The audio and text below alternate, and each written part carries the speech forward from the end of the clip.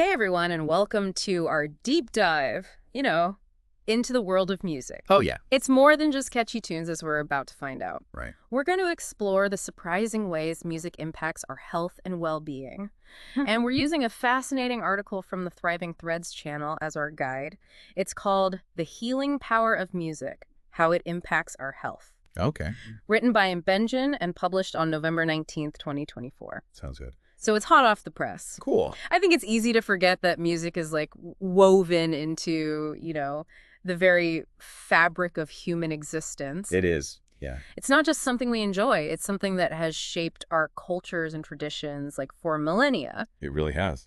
The article starts by taking us way back in time to ancient civilizations like the Egyptians and Greeks. Okay. They didn't just listen to music for fun. They used it for healing. Yeah, that's right. The ancient Egyptians, they believed that the harp held special powers, and they used its harmonious sounds to restore balance and promote healing. And the Greeks, they were all about restoring harmony to both body and soul through music. Even Pythagoras, the famous mathematician, believed that music's mathematical properties could directly influence human health. So they weren't just talking about like feeling good. They believed that music could actually heal physical ailments. Exactly. And this idea of music as medicine didn't fade away. It's kind of pops up throughout history in healing traditions across the globe, from Native American ceremonies to the Indian concept of raga, which uses specific melodies to evoke emotions and influence well-being. That's fascinating. But what about today? Does modern science back up these ancient beliefs? Well, what's exciting is that modern research is starting to validate what these ancient cultures, seem to understand intuitively. Our brains are wired to respond to music in really powerful ways. It's not just about, tapping our feet. It's about triggering a cascade of effects throughout our entire system. So what's happening in our brains when we listen to music? Think of it like this music sets off fireworks in your brain. Okay. It activates multiple regions, including those responsible for emotions, memory, and movement. And when those areas light up, our brains release neurotransmitters like dopamine and serotonin. Those are the chemicals associated with mood regulation and that feel-good sensation. So it's not just in our heads. There's a real chemical reaction happening. Precisely. And those chemical changes have a ripple effect throughout the body. Okay. Take stress, for example. You know how calming music can help you unwind after a long day? Research shows that it can actually lower cortisol levels, Okay. which is the hormone linked to stress. Okay, that makes sense. But lower cortisol levels, what does that actually do for me? Well, lower cortisol levels are a good thing. Mm-hmm. They lead to improved immune function, reduced inflammation, and even lower blood pressure. Wow. We're not just talking about feeling better mentally, but tangible physical benefits too. So music isn't just a nice to have. It's like a secret weapon for better health. Let's call it a powerful tool in your arsenal. And stress management is just one piece of the puzzle. Right? Remember those neurotransmitters we talked about? Mm-hmm. Those come into play with pain management too. Music can trigger the release of endorphins, your body's natural painkillers. I've heard about endorphin rushes from exercise, but music can do that too. Absolutely. It's why music is being explored as a potential tool for managing pain, especially for chronic conditions or post-surgery recovery. Imagine having a way to manage pain without relying solely on medication and their potential side effects. That would be incredible. The article also mentions music therapy. What exactly is that? Is it just listening to like soothing music in a doctor's office? It's much more than that. Music therapy is the formal practice of using music to address a variety of health needs. It involves working with certified professionals, music therapists, who are trained to use music in specific ways to achieve therapeutic goals. So it's a personalized approach to harnessing the power of music. Exactly. Okay. They might use active techniques, like having you play instruments or write songs, which can be incredibly therapeutic and allow for emotional expression. Or they might use receptive techniques where you listen to music and discuss how it makes you feel. That's a lot more involved than I imagined. So music therapy, what sorts of things can it help with? The article mentions its use in pain management, mental health, and even developmental disorders. It's a surprisingly versatile field. For instance, music therapy can help someone with chronic pain manage their discomfort by providing a distraction and promoting relaxation. So it's not just about feeling happy, it's about addressing serious conditions. This is really eye-opening. What about its impact on mental health? We all know music can affect our moods, but can it actually improve mental well-being in a measurable way? There is growing evidence to suggest that it can. Studies have shown that music can be incredibly effective in alleviating anxiety, depression, and stress. In fact, the article mentions a study from the Journal of Positive Psychology that found regular music listeners experienced increased positivity and reduced anxiety. That's amazing. It's like music can actually rewire our brains to be happier. But how does it work? Is it just about listening to upbeat music? It's more nuanced than that. Music seems to help us regulate our emotions and can even provide a sense of cathartic release, which can be incredibly helpful for managing depressive symptoms. So we've covered music's impact on our mental state, stress levels, and even pain perception. Are there any physical benefits beyond pain relief? I mean, I love a good dance party, but does that actually count as exercise? Well, dancing certainly can be exercise, but music's reach extends far beyond that. Okay. It can even boost our physical performance, especially during exercise. No, that's something you can get behind. How does music make us better at working out? Think about how a good beat can make you want to move. There's a reason for that. Music can increase motivation and endurance, helping you push through that extra rep or mile. Yeah. And it's not just about feeling good.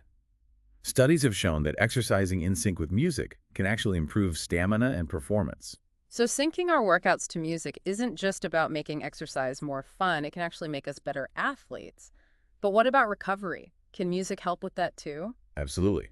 Music can be a powerful tool for recovery from injuries and surgeries. Remember how we talked about music distracting from pain signals?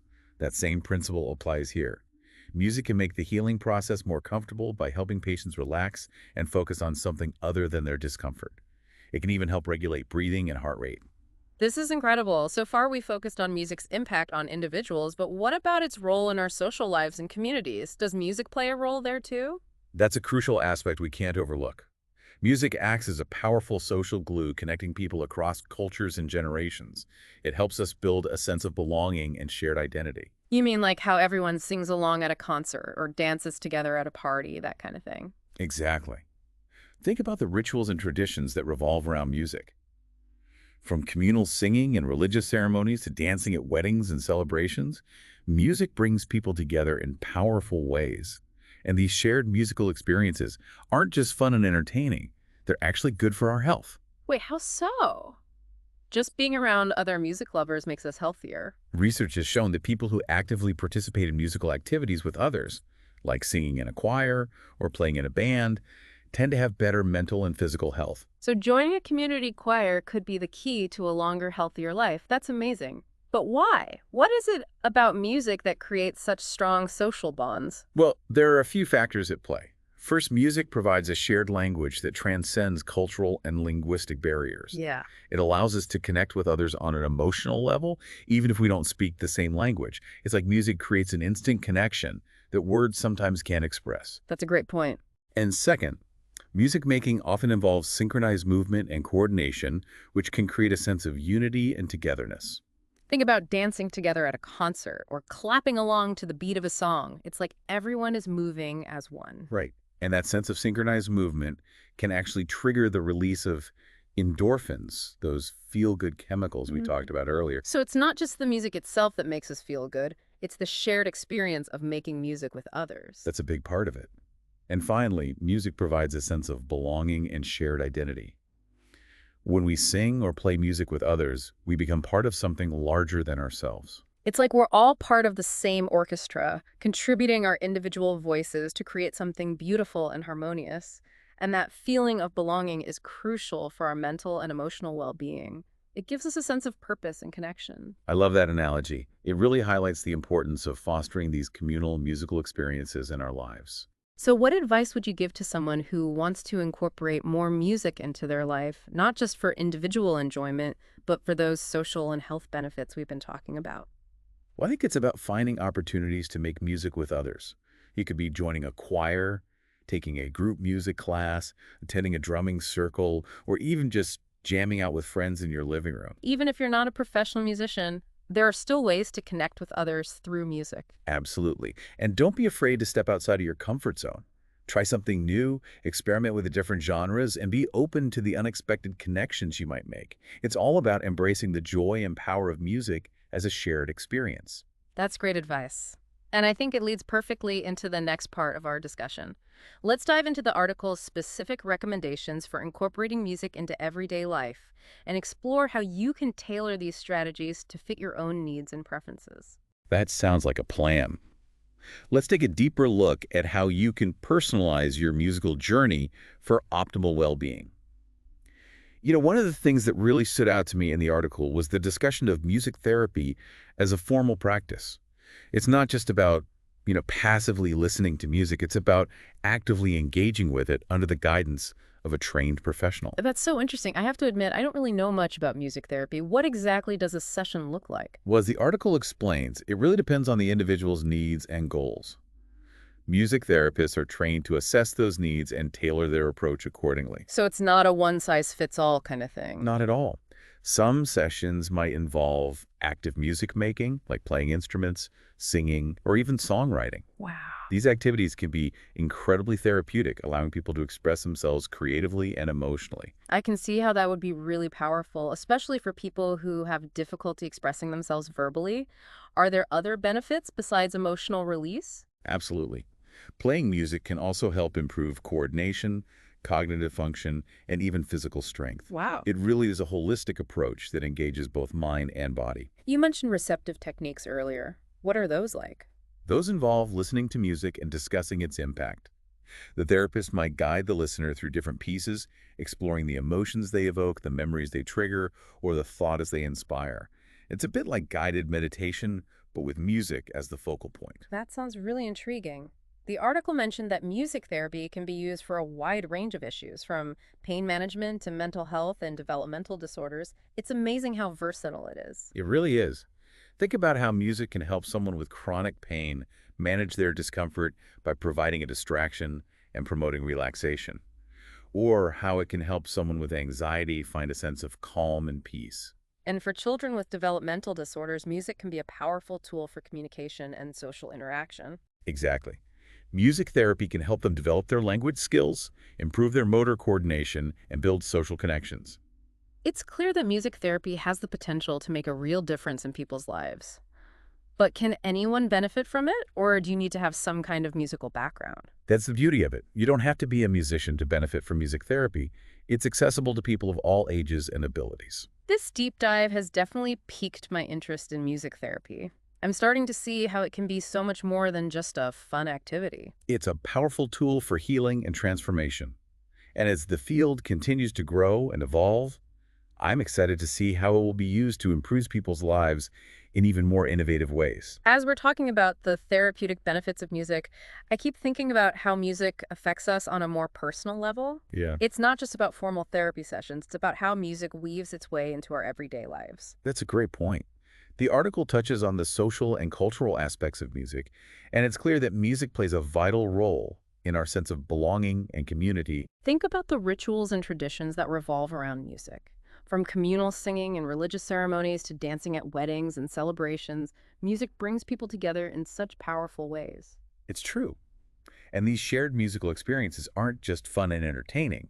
They're actually good for our health. Research has shown that people who actively participate in musical activities with others, like singing in a choir or playing in a band, tend to have better mental and physical health. So joining a community choir could be the key to a longer, healthier life. But why? What is it about music that creates such strong social bonds? There are a few factors at play. First, music provides a shared language that transcends cultural and linguistic barriers. It allows us to connect with others on an emotional level, even if we don't speak the same language. It's like music creates an instant connection that words sometimes can't express. I love that. Music as a universal language. What else is going on? Well, music making often involves synchronized movement and coordination, which can create a sense of unity and togetherness. Think about dancing together at a concert or clapping along to the beat of a song. It's like everyone is moving as one. Right. And that sense of synchronized movement can actually trigger the release of endorphins, those feel-good chemicals we talked about earlier. So it's not just the music itself that makes us feel good, it's the shared experience of making music with others. That's a big part of it. And finally, music provides a sense of belonging and shared identity. When we sing or play music with others, we become part of something larger than ourselves. It's like we're all part of the same orchestra, contributing our individual voices to create something beautiful and harmonious. And that feeling of belonging is crucial for our mental and emotional well-being. It gives us a sense of purpose and connection. I love that analogy. It really highlights the importance of fostering these communal musical experiences in our lives. Okay, so let's say I want to experience these benefits for myself. What advice would you give to someone who wants to incorporate more music into their life, not just for individual enjoyment, but for those social and health benefits we've been talking about? I think it's all about finding opportunities to make music with others.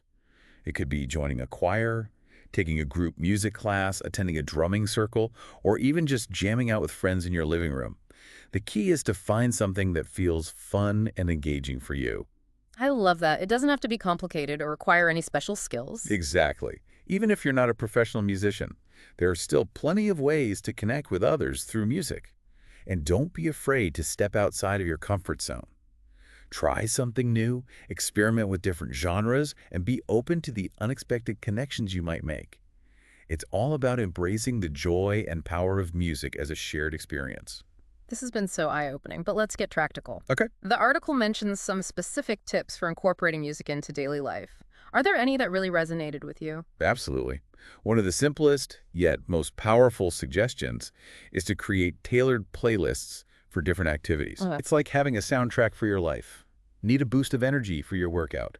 Crank up an upbeat playlist. Trying to focus on work or studying? Put on some calming instrumental music. it's like personalized mood enhancement.